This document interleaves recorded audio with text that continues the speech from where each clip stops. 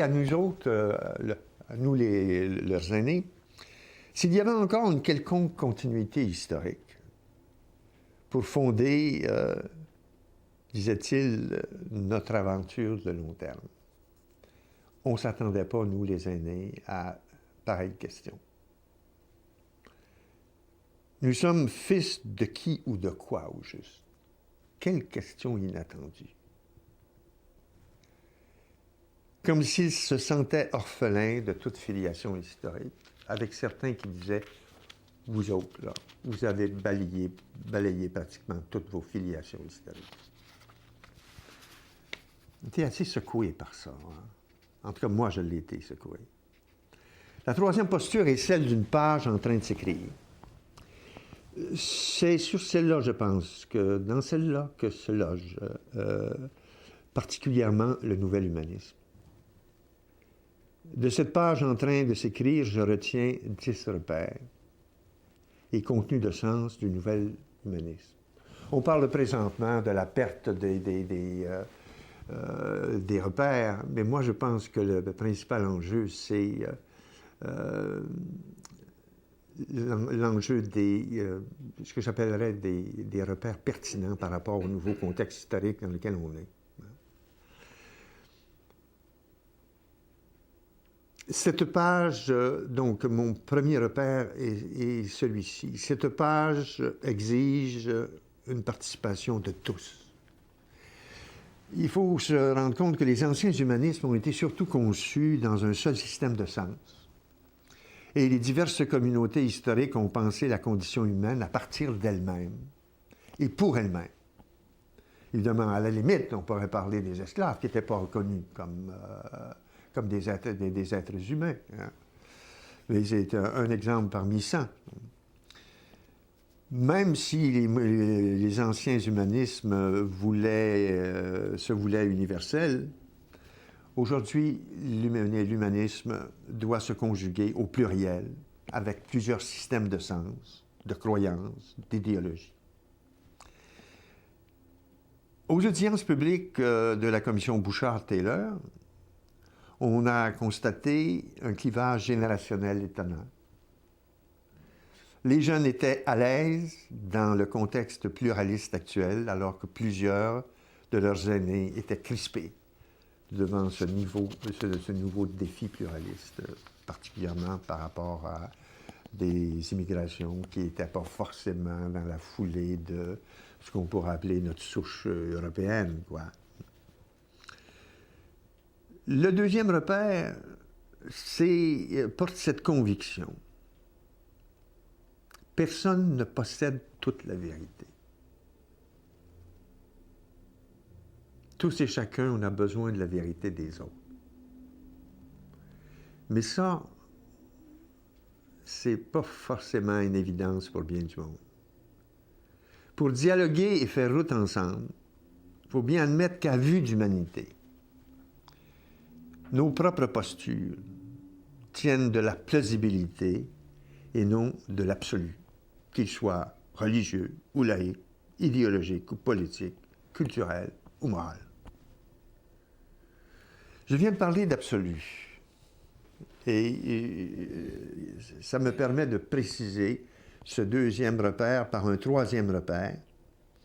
J'entends ici l'absolu comme un plein qui ne laisse pas d'espace à la distance critique, à la liberté critique et à la pluralité des interprétations.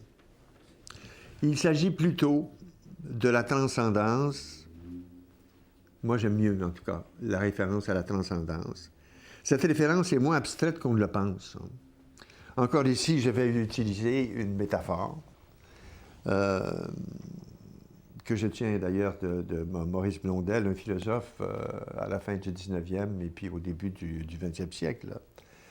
Et qui s'était servi pour faire comprendre la transcendance d'un édifice comme image, comme métaphore, d'un édifice unique en architecture.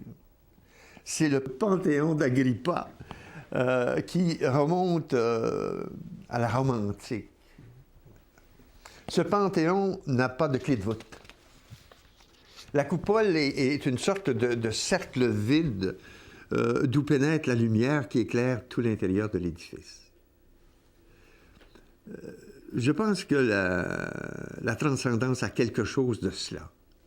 Une quête commune de lumière, de sens, dans un espace libre. Et dans un monde qui est tenté de se clore sur lui-même.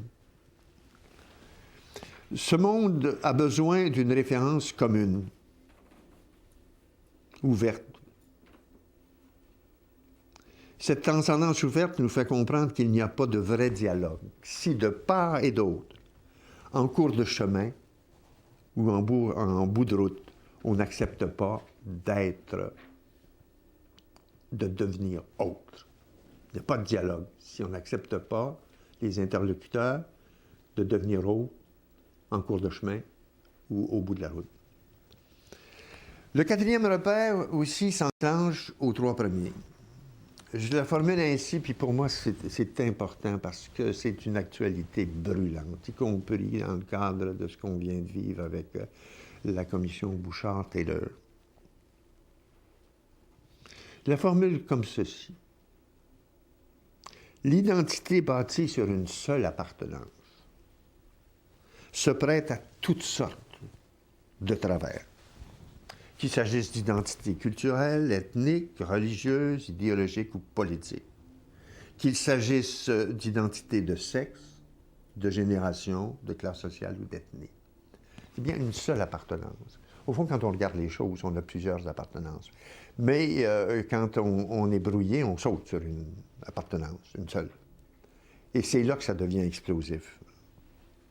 Parce que dans l'histoire, on a vu que certaines appartenances, certaines identités bâties sur une seule appartenance sont devenues meurtrières, y compris récemment dans les génocides et les violences de purification ethnique. Mon cinquième repère, paradoxalement, transcende le précédent, tout en l'assumant. Et je viens à peine de l'évoquer un peu plus haut, hein, mais il faut y revenir. Notre humanité, d'abord, est une conception et une pratique récente. L'histoire a suivi le chemin inverse. L'appartenance était rattachée souvent exclusivement aux communautés humaines particulières. Par exemple, la référence universelle aux droits humains fondamentaux a mis des multiples millénaires avant d'émerger puis de s'imposer. Et encore là, et même là, c'est encore loin d'être gagné. Mais moi, je me dis, parce que je suis un espérant têtu, qu'ici, c'est les enjeux de survie de la planète et de l'humanité elle-même vont peut-être nous conduire à cette appartenance humaine commune. Et ça, pour moi, ça fait partie du nouvel humanisme. Mon sixième repère tient du bon vieux principe de réalité de M. Freud. À savoir ceci, le monde est divisé religieusement, politiquement, déchiré par des inégalités économiques croissantes entre les pays et en chacun des pays eux-mêmes, sans compter les brisures des assises de la vie et les accès inégaux à la science et à la technologie. Et l'on sait qu'une mondialisation réduite à un immense marché n'a pas les profondeurs morales et spirituelles de ce qu'est un humanisme. Bref, on peut se demander si la référence humaniste n'est pas la seule assise commune qui nous reste. Qu'on en fasse un constat ou une question, je sais que cela ne recouvre pas des requêtes que les prochains repères vont un peu élucider. Donc, le septième repère soulève une nouvelle question. Par exemple, on peut vivre sans aucune religion, comme le prouvent plusieurs occidentaux laïcs, mais on ne peut vivre sans aucun langage commun. Ce qui est très différent de la diversité des langues, là. Un langage commun, c'est une des tâches d'un nouvel humanisme. Celui des droits fondamentaux est une bonne amorce, mais il ne suffit pas. Car on peut, on le sait, on peut abuser des droits, les manipuler, en dévier le sens,